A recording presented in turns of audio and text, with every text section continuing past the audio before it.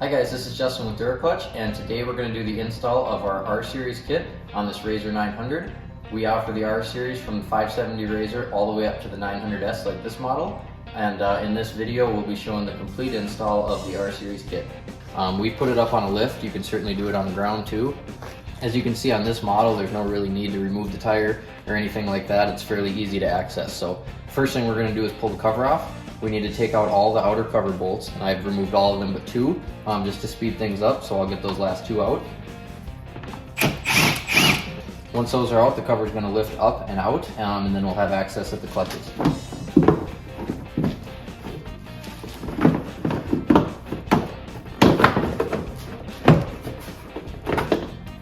So in this kit, we're going to be replacing the primary clutch, secondary clutch, and belt. We'll be reusing the hardware on the primary clutch, so we're going to keep that. The rest of it's going to get set off to the side. So we'll start by taking off both bolts that hold on the clutches.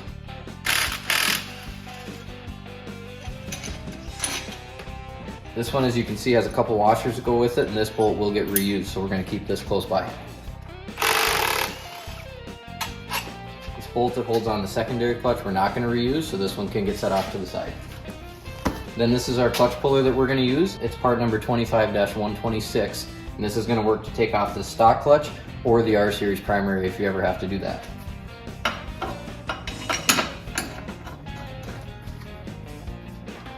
We're going to lightly buzz this in with the impact, and then once we get it bottomed out, we're going to give it a little bit more, and it should pop off.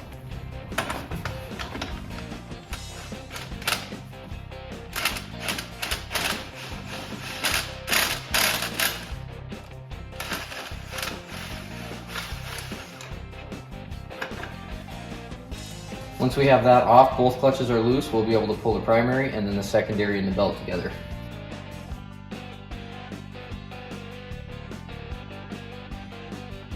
So when trying to take the secondary off, if it's ever stuck like this one, we've given it a couple good pulls and it won't come off. We're going to take this hardware that was on there and thread it back in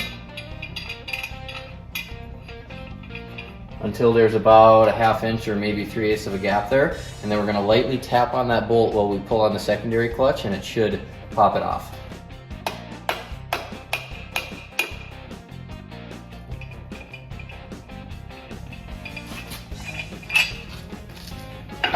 That's a little trick if it's ever stuck on there. It works on most models to be able to pop these right off. From there, now that we've got this off, we're going to go ahead and clean up both shafts, and then we'll be ready for install.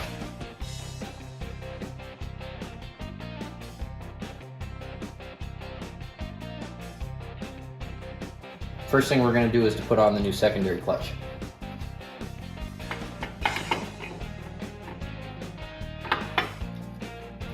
You'll notice in the kit this is going to come with two shim washers that go behind the driven. To start out, we're going to go with none and check alignment after we get everything installed and see where we're at. This is the new hardware that you're going to get that's going to come in the kit. It's going to be a bolt and then the washer. Your kit will also come with a bag of blue Loctite, and we're going to put that on here. Once we've got that on, we can thread this in. Then we're going to snug it up with an impact lightly. Once we've got that on, we're ready to torque it down. The torque spec on the driven clutch is going to be 45 foot-pounds. This is the secondary clutch tool that comes with the kit. We're actually going to use this if you're working by yourself. It works well to help you torque this down.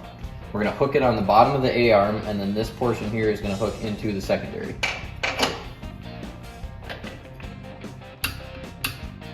Once we've got that torqued down, we're going to go ahead and put our belt on.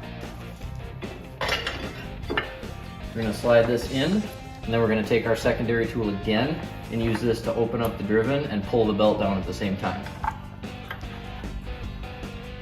Once we've done that, we're ready to put the primary clutch on. This is the new R Series, and it's going to go ahead and slide right on and reuse that factory hardware.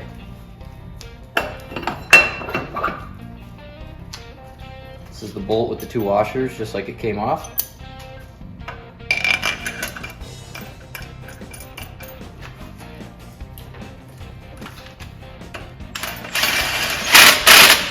Now that we've got the bolt snug down on the primary, we're going to get to 60 foot-pounds, and to do that we need to be able to hold it. We do offer this tool that's going to be used for us to hold that against the secondary in order to get to the torque spec. If you don't have this tool, in our written instructions there are some tips and tricks on other stuff in the garage you could use to be able to do that. but in this video, this is what we're going to use. This hooks into the fins on the primary clutch and then rests against the secondary clutch here in order to hold it. Once we have that set, then we're going to go ahead and torque down the primary. Again, this torque spec is 60 foot-pounds. Once we get that set, we can take this tool off. We do have the machine in neutral right now so that this shaft will spin. Sometimes when you're putting the secondary on, you may want to have it in gear, and that'll make it easier to get this to slide on the shaft. In this case, we're still in neutral, so we're good to rotate this, and that's going to seat the belt.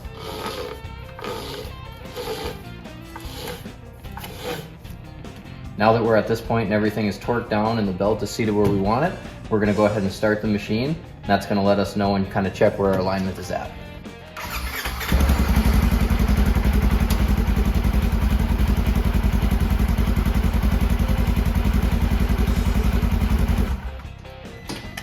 So as you can see, our secondary clutch was rotating quite a bit.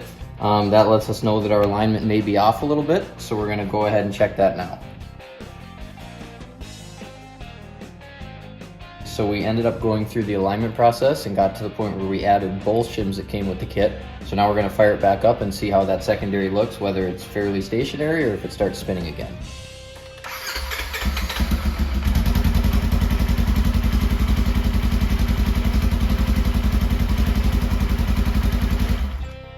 So as you can see, that clutch is not spinning, so that's going to tell us that our alignment is pretty close.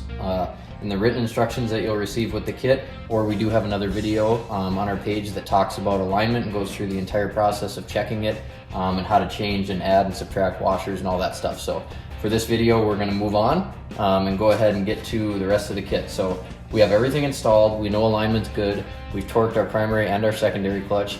So the next step on this one is going to be to install that outer clutch cover.